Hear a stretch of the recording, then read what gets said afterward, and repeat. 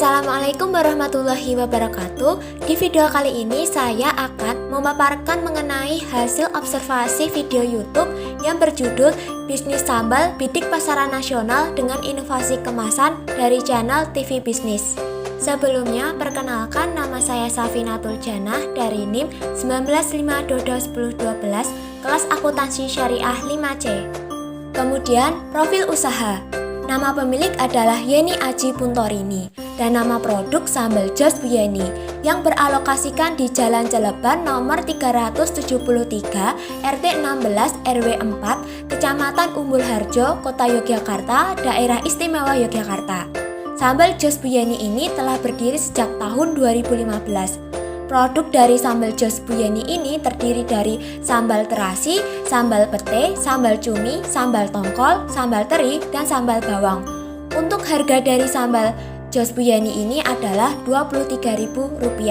Sambal Jos ini dapat bertahan selama 6 bulan. Selama proses pembuatan Sambal Jos ini, Bu Yeni tidak menggunakan bahan pengawet dan air. Untuk pemasaran Sambal Jos ini telah dipasarkan sampai Sumatera, Kalimantan, dan Jabodetabek.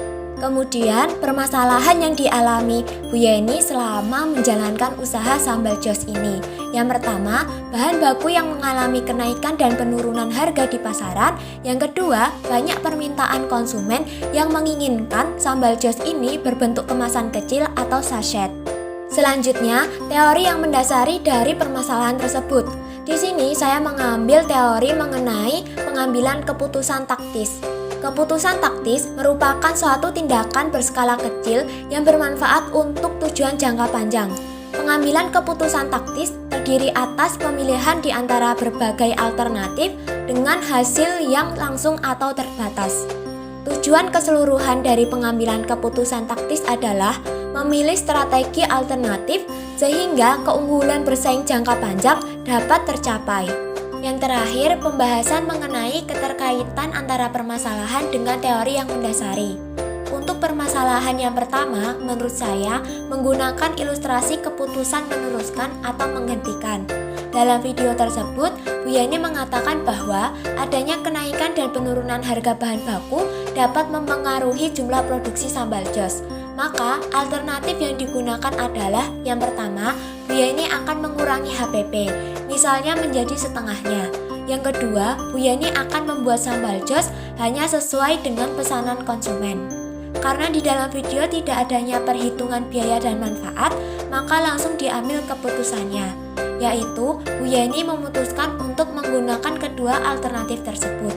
Hal ini agar tidak terjadi kerugian pada usaha Sambal Jos. Untuk permasalahan yang kedua, menurut saya juga menggunakan ilustrasi keputusan meneruskan atau menghentikan. Dalam video tersebut, Bu Yeni mengatakan bahwa banyak konsumen yang mengatakan kemasan Sambal Jos terlalu besar dan isi dari Sambal Jos terlalu banyak. Sehingga timbul masalah, yaitu adanya permintaan konsumen pada Sambal Jos menjadi kemasan kecil atau sachet. Kemudian, alternatif yang digunakan adalah yang pertama, Bu Yeni tidak akan membuat Sambal Jos menjadi kemasan kecil atau sachet. Yang kedua, Bu Yeni tetap mempertahankan kemasan lama untuk Sambal Jos. Karena di dalam video tidak ada perhitungan biaya dan manfaat, maka langsung diambil keputusannya, yaitu Bu Yeni memutuskan untuk tetap menggunakan kedua alternatif tersebut. Hal ini karena belum adanya teknologi untuk pembuatan kemasan kecil tersebut. Demikian yang dapat saya sampaikan. Terima kasih dan semoga bermanfaat. Wassalamualaikum warahmatullahi wabarakatuh.